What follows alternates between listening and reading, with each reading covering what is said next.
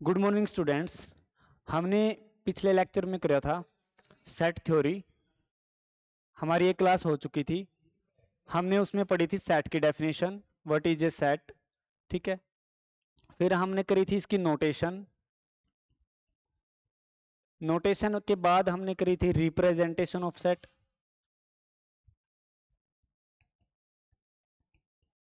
Representation of set. उसके बाद हमने देखा था व्हाट इज फाइनाइट सेट और व्हाट इज इनफाइनाइट सेट। तो इसको एक बार रिवाइज कर लेते हैं पीछे से। What is A set? Set बताया था a collection of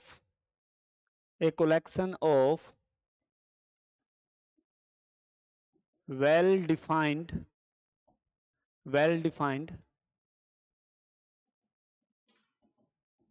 distinct objects। यानी कि हमने ग्रुपिंग की थी डिफरेंट ऑब्जेक्ट्स की जो कि वेल डिफाइन थी, यानी कि हमें क्लियर था कि सेट के अंदर क्या चीज लेनी है क्या चीज नहीं लेनी। फॉर एग्जांपल जैसे एक सेट बना दे हम एस, और मैं आपको बोल दूं कि आप एक सेट बनाइए कि आपके वैलेट में कितने कितने रुपीज के नोट्स पड़े हैं। मान लो कि आपके पास 50 रुपीज का नोट है एक, ठीक है, एक 100 का है और एक 500 का है। ठीक है, 3 नोट्स हैं। तो हमने इस सेट में 3 मेंबर बना दिए जो आपका सेट डिफाइन था कि आपने सेट में वही मेंबर लेने हैं जो डिफाइंड है, यानी कि notes in your wallet. 50 rupees notes, 100 rupees notes, और कंप्लीट होने चाहिए, फटे हुए ना हो। ठीक है, तो collection of well defined distinct objects. मान लो कि आपके पास 100 के 2 नोट थे, तो हम उसको एक बार लिखें या 2 बार लिखें, बात एक ही है, क्योंकि हमने डेफिनेशन में बोला है कि आपके पास जो ऑब्जेक्ट है वो क्या होने चाहिए, डिस्टिंक्ट होने चाहिए। आपके पास एक नोट पड़ा हो या 2 नोट पड़े हो, ये दोनों एक ही बात है, ये एस को ही रिप्रेजेंट कर रही है। आगे हमने पढ़ा था what is notation of A set. Set की जो नोटेशन होती है वो हमेशा एक कैपिटल लेटर से होती है, एक कैपिटल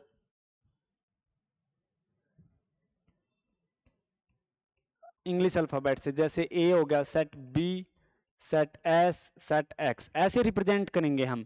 और जो इनके एलिमेंट्स है या फिर मेंबर है, जैसे ये 50 मेंबर है एस का, 100 मेंबर है एस का, 500 मेंबर है एस का, तो हम इनको डिनोट करेंगे स्मॉल अल्फाबेट से, जैसे A E B C X Y, यानी कि स्मॉल अल्फाबेट से इनको डिनोट करेंगे। ये मेंबर्स की नोटेशन है। ये सेट की, यानी कि एक सेट को तो कैपिटल लेटर से डिनोट करेंगे और उसके मेंबर को स्मॉल लेटर से डिनोट करेंगे। फिर हमने रिप्रेजेंटेशन पढ़ी थी कि रिप्रेजेंटेशन ऑफ सेट 2 टाइप की होती थी। एक होती थी रोस्टर फॉर्म, एक होती थी रोस्टर फॉर्म, और हमारी सेकंड थी set builder form. Set builder form, इसको हम करली ब्रैकेट्स में लिखते थे, एलिमेंट्स को सेपरेटेड बाय कोमाज। ठीक है, एलिमेंट्स जो आते थे वो क्या आते थे, into the curly bracket and separated by comma. जैसे ए हो गया, बी हो गया, सी डी, ठीक है, और ई, ये 5 मेंबर है इसके। सेट बिल्डर फॉर्म क्या होता था, हम सेट को ऐसे डिनोट करते थे, कोई एक सेट ऐसा है, इसमें ऐसे एलिमेंट आएंगे सच दैट, चाहे आप ये नोटेशन यूज करो या सच दैट की ये नोटेशन यूज करो, सेम बात है। वो element x such that x satisfy sum property, यानी कि हम यहाँ पे प्रॉपर्टी लिख देते थे, वो एलिमेंट आएंगे जो इस प्रॉपर्टी को सेटिस्फाई करेंगे, तो एक सेट बन जाता था। आगे आई थी हमारी definition what is a finite set.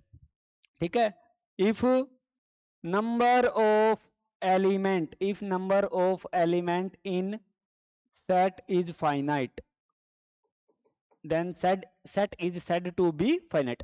यानी कि अगर हम जो मेंबर पड़े हैं सेट के अंदर उनको गिन सकें, ठीक है, काउंट कर सकें, जैसे इस सेट में 3 ही मेंबर हैं, ठीक है, तो नंबर ऑफ मेंबर फाइनाइट आने चाहिए, जैसे इनफाइनाइट नहीं आने चाहिए, तो हम उस सेट को बोलेंगे ये फाइनाइट सेट है। अदरवाइज हम बोल देंगे, यानी कि अगर किसी सेट में अनगिनत मेंबर्स पड़े हैं तो हम उसको बोल देंगे इनफाइनाइट सेट। इसका एग्जांपल जैसे set of all natural numbers, कितने मेंबर आएंगे इसमें, 1 2 3 4 एंड सो ऑन, चलता जाएगा, कभी खत्म ही नहीं होगा, तो इसमें इन्फिनाइट मेंबर आ जाएंगे। ठीक है, ये था हमारा प्रीवियस लेक्चर। उसके बाद आज हम स्टार्ट करते हैं आगे की कुछ डेफिनेशंस। फर्स्ट ऑफ ऑल आज की हमारी फर्स्ट डेफिनेशन है what is singleton set. What is singleton set? ऐसा सेट जिसमें सिर्फ एक ही मेंबर आए, ऐसा सेट जिसमें सिर्फ एक ही मेंबर आए। जैसे मान लो आपकी क्लास में 50 बच्चे हैं, रोल नंबर 1 to 50, और मैं बोल दूं उन बच्चों का एक सेट बनाइए, उन बच्चों का एक सेट बनाइए जिसका रोल नंबर 30 है, तो क्लियरली एक ही बच्चा ऐसा होगा जिसका रोल नंबर 30 है। ठीक है, तो एक सेट ऐसा बन जाएगा जिसका रोल नंबर 30 है। ठीक है, तो ये एक सेट आ गया, इसमें एक ही एलिमेंट है, कोई भी दो एलिमेंट नहीं आएंगे। ठीक है, यानी कि एक ऐसा एलिमेंट जिसमें सिर्फ एक ही मेंबर आए। ठीक है, सेट की नोटेशन कैपिटल लेटर से, एलिमेंट की नोटेशन सिंगल नंबर से। ये रोस्टर फॉर्म हो गई। सिंगलटन सेट को सेट बिल्डर फॉर्म में कैसे लिखेंगे, मैं एक एग्जांपल देता हूं। एक सेट बनाया हमने एस सच दैट इसमें वो एलिमेंट आएंगे जो इस प्रॉपर्टी को सेटिस्फाई करेंगे कि x is greater than 3 and less than 5 and x belongs to natural number. अब ऐसा कौन सा नंबर है जो नेचुरल भी है और इनके बीच में भी है? तो एक ही एलिमेंट ऐसा है जो इस प्रॉपर्टी को सेटिस्फाई करता है, जो कि क्या है 4।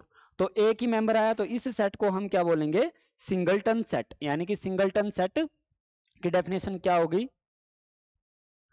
सिंगलटन सेट की डेफिनेशन क्या होगी, a set consisting of only one element।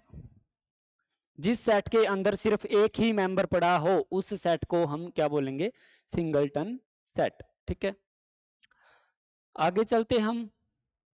अब हम दो ग्रुप को कब इक्वल बोलते हैं इन डेली लाइफ में? जैसे दो ग्रुप बना देते हैं हम एक क्लास में, हम उसको इक्वल कब बोलेंगे?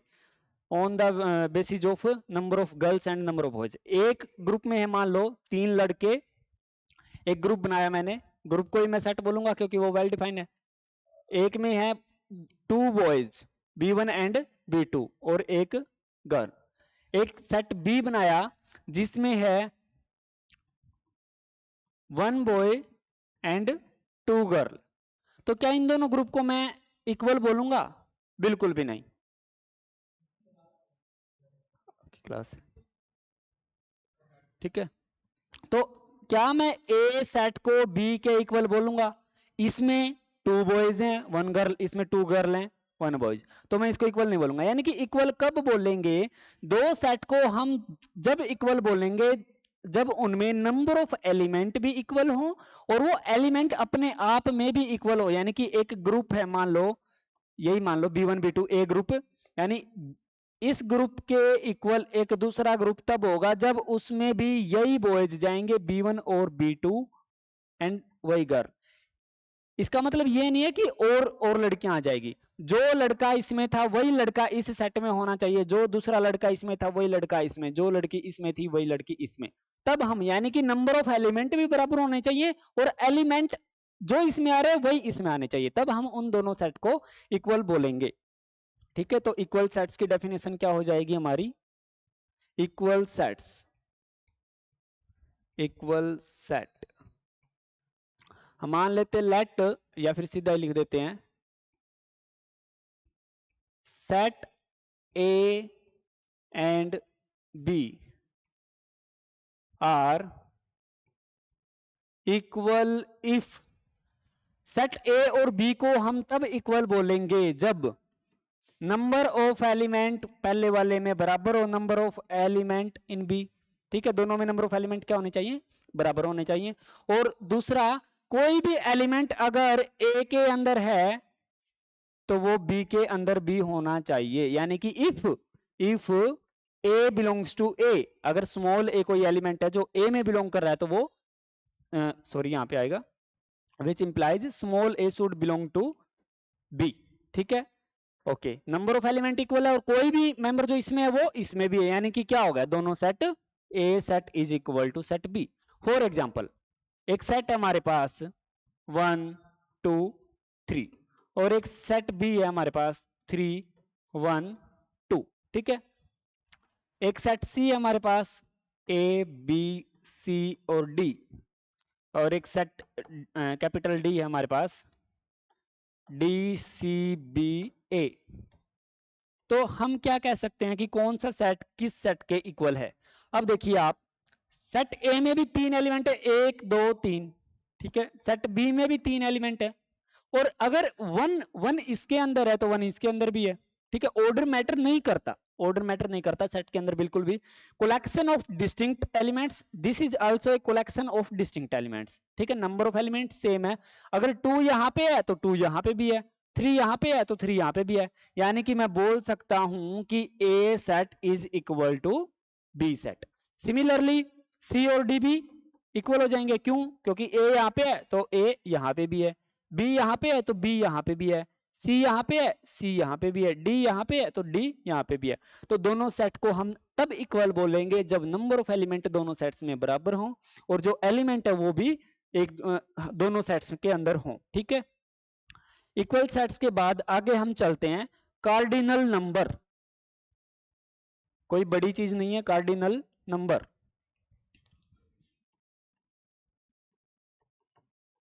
कार्डिनल नंबर ये कहता है कि एक सेट के अंदर कितने एलिमेंट पड़े हैं, कितने ऑब्जेक्ट आ रहे हैं, उतने ही उस नंबर को हम क्या बोलते हैं, कार्डिनल नंबर। यानी कि सीधी सी बात है, नंबर ऑफ एलिमेंट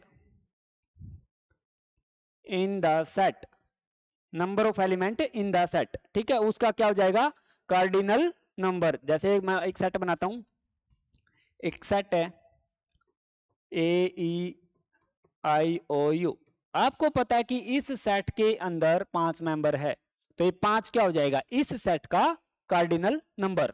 एक सेट बी दे दूं मैं आपको,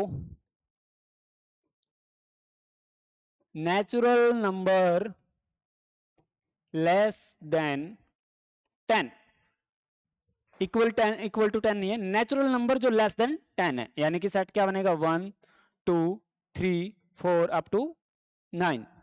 तो जो number of elements in B है वो कितने हो जाएंगे, 9। तो 9 is the cardinal number of set B, यानी कि number of elements in the set is called cardinality या फिर cardinal number of the set, ठीक है। इसको हम कई बार ऑर्डर ऑफ द सेट भी बोलते हैं, क्या बोलते हैं, ऑर्डर ऑफ द सेट। और इसको इसकी नोटेशन है कि order of the set is 5। इसका मतलब है कि ए सेट के अंदर टोटल नंबर ऑफ जो एलिमेंट है वो कितने हैं, 5। Similarly order of B is 9, order ज्यादा चलता है, कार्डिनलिटी ज्यादा यूज नहीं होता, मतलब कि वर्ड का ज्यादा यूज नहीं होता, ऑर्डर ज्यादा यूज करते हैं इन जनरल। तो order of this set is 9, order of this set is 5, या फिर cardinality of this set is 5 and this set is 9, ठीक है। तो मैं आपको एक सेट दे दूं, एक सेट दे दूं x, ठीक है, उसमें है डेज ऑफ, सेट है किसका, डेज ऑफ वीक, ठीक है। एक वीक में कितने डेज होते हैं, 7। तो इसका ऑर्डर क्या हो जाएगा, यानी कि mod x is equal to 7, यानी कि इसमें 7 एलिमेंट आएंगे, कौन कौन से, संडे मंडे ट्यूसडे और अप टू सैटरडे, ठीक है। तो ये सैटरडे इज डिनोटेड, एक ये अलग चीज है सैटरडे, ओके। तो कहीं आप एस या एस सेम चीज ना सोच लो। तो आपको कार्डिनल नंबर पता चल गया। उसके बाद हम चलते हैं equivalent set, some basic definition है, ठीक है। इक्विवेलेंट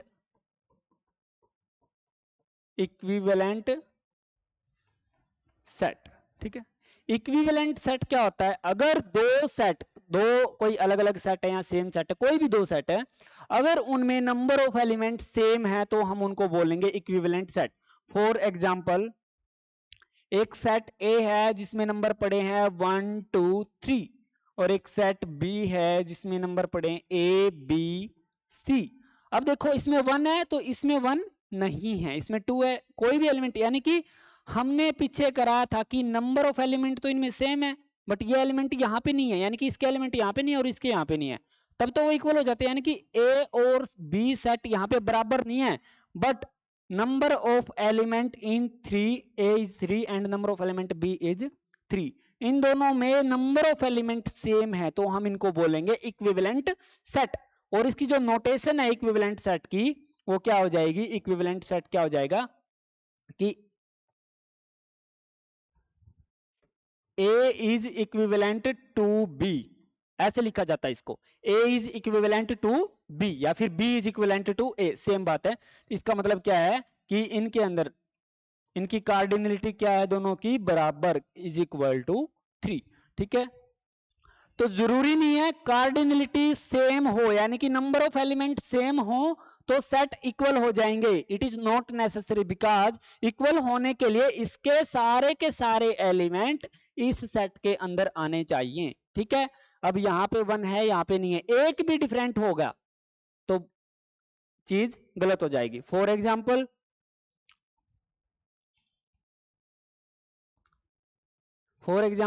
एक सेट है X जिसमें 1 2 3 4 है, क्लियर, और एक सेट है Y जिसमें 1 2 A और 4, क्लियर है। अब देखो mod X यानी cardinality of X, order of the set is 4, number of element in the set X is 4, 1 2 3 4, 4 element पड़े हैं इसके अंदर तो इसका ऑर्डर क्या होगा 4, इसके अंदर भी 4 एलिमेंट पड़े हैं तो इसका ऑर्डर क्या होगा 4। ठीक है, अब लेकिन ये 4 के 4 एलिमेंट इस सेट के अंदर नहीं है, इस सेट के अंदर सिर्फ जो 3 एलिमेंट थे वही इस सेट के अंदर प्रेजेंट हैं, एक एलिमेंट इसके अंदर नहीं है, तब भी हम इसको इक्वल नहीं बोलेंगे, एक एलिमेंट रहेगा जो इसके अंदर आ ही नहीं रहा तो इक्वल कैसे हो सकते हैं। यानी कि X is not equal set to set Y, but दोनों में नंबर ऑफ एलिमेंट्स क्या है, सेम है, तो मैं बोलूंगा कि X is equivalent to Y। Okay, clear है। अब हम चलते हैं सबसेट पे। ठीक है, अब हम आगे चलते हैं सबसेट पे।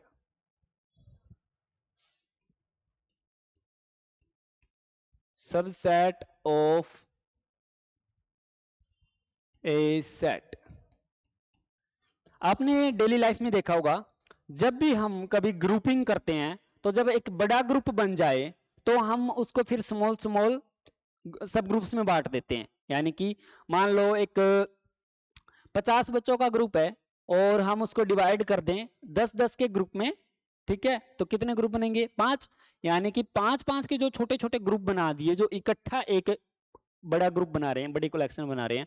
जो 50 बच्चों का एक सेट था, ठीक है, उसको हमने डिवाइड कर दिया 10-10 में, तो 5 क्या बन गए, ग्रुप बन गए। उन्हीं ऐसे ही हम जैसे डेली लाइफ में सब ग्रुप बनाते हैं, यहाँ पे सब सेट बनते हैं। यानी कि मान लो कि एक सेट है 1 2 3 4 5, ठीक है 6। अब ये एक सेट है, इस सेट का सबसेट क्या होगा, यानी कि एक ऐसा सेट जिसके अंदर इसी सेट के कुछ एलिमेंट पड़े हों या सारे एलिमेंट पड़े हों। यानी कि जैसे मान लो मैं एक सेट लिख दूं कि एक ग्रुप है जो 1 और 2 को कंटेन कर रहा है, एक सेट है 3 या 4, ठीक है, एक सेट है D जो 3 या 5 को कंटेन कर रहा है, एक सेट है X जो 1 2 3 4 और 5 को कंटेन कर रहा है, एक सेट है Y जो 2 3 और 6 को कंटेन कर रहा है। अब आप देखिए कि इस सेट, ये छोटे सेट के सारे एलिमेंट इस सेट के अंदर पड़े हैं। इस सेट का एक एलिमेंट है 1, हाँ इसमें है, 2 यस इसमें है, यानी कि ये सेट इसका क्या बन गया, सब सेट। ठीक है, यानी कि B क्या बन गया, A का सबसेट, और सबसेट को इस सिंबल से लिखा जाता है, B is a subset of A, इसको ऐसे पढ़ा जाता है, B is a subset of A। Similarly C is a subset of A, D is also a subset of A।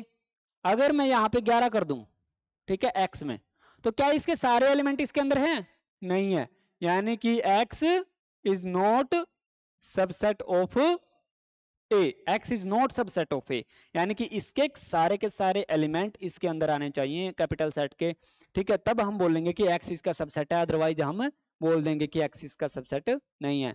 यहाँ पे y क्या बनेगा, y 2 3, यस 2 3 एंड 6, तो y is subset of set A। तो अगर हम इसकी डेफिनेशन पे जाएं, सबसेट की डेफिनेशन, तो हम क्या लिखेंगे,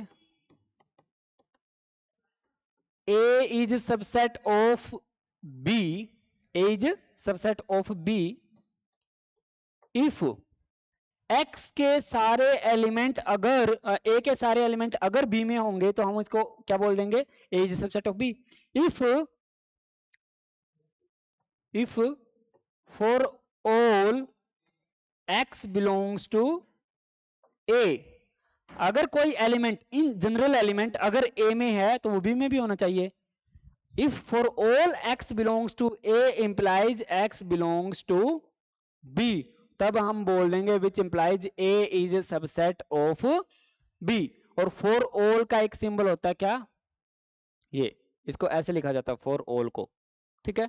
यानी कि A के सारे एलिमेंट अगर B में प्रेजेंट होंगे तो हम बोलेंगे कि A is a subset of B।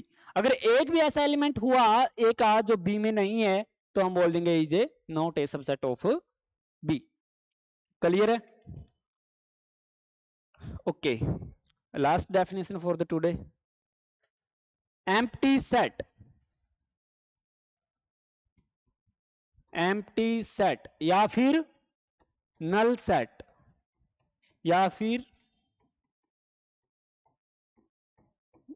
Void set. अभी हमने थोड़ी देर पहले करा था सिंगलटन सेट। सिंगलटन सेट क्या होता था, वो सेट जिसमें सिर्फ एक एलिमेंट आए, ठीक है। एम्प्टी सेट नाम से ही पता चल रहा है, यानी कि वो सेट जिसमें एक भी एलिमेंट नहीं आए, यानी कि एक ऐसा सेट जो खाली है, जिसमें कुछ भी है नहीं, कोई भी एलिमेंट नहीं है, ठीक है। तो इसको, इस सेट को हम क्या बोलेंगे, एम्प्टी सेट। और ये करली ब्रैकेट्स जब एम्प्टी हो, इसके अंदर कोई भी एलिमेंट नहीं है, तो यही इसकी नोटेशन है एम्प्टी सेट की। या फिर इसकी नोटेशन फाई, यानी कि नथिंग, ठीक है। फाई एंड करली ब्रैकेट्स, ठीक है, are the notation of empty set. अगर मैं आपसे पूछूं कि एक सेट है जिसमें एक भी एलिमेंट नहीं है, जिसमें सिर्फ जीरो पड़ा है, यानी कि कुछ भी नहीं है, जीरो है, ओके, तो क्या आप इसको एम्प्टी सेट बोलोगे? बिल्कुल भी नहीं। क्यों? क्योंकि जीरो अपने आप में, जीरो अपने आप में क्या है, एक एलिमेंट है, एक एलिमेंट है, एलिमेंट के रूप में इस सेट के अंदर पड़ा है। तो ये सेट क्या है, सिंगलटन सेट। ये क्या है, एक singleton set, not an empty set. ये एक एम्प्टी सेट नहीं है कि भाई इसमें तो एक भी एलिमेंट नहीं था, जीरो एलिमेंट थे। जीरो, जीरो एक खुद अपने आप में एलिमेंट है, तो हम बोलेंगे इसको singleton set. This is not a empty set, okay. तो क्लियर है? आज का लेक्चर हम यहीं पे एंड करते हैं। एक बार दोबारा से विजिट करते कि हमने आज क्या क्या करा। एम्प्टी सेट, इससे पहले हमने कराया सबसेट, उससे पहले हमने करा इक्विवेलेंट सेट, कार्डिनल नंबर या फिर ऑर्डर ऑफ ए सेट, या फिर ऑर्डर ऑफ ए सेट, या फिर cardinal number, equal set, equality of two sets, और सिंगलटन सेट, ठीक है। बाकी का हम नेक्स्ट लेक्चर में करेंगे। Thank you.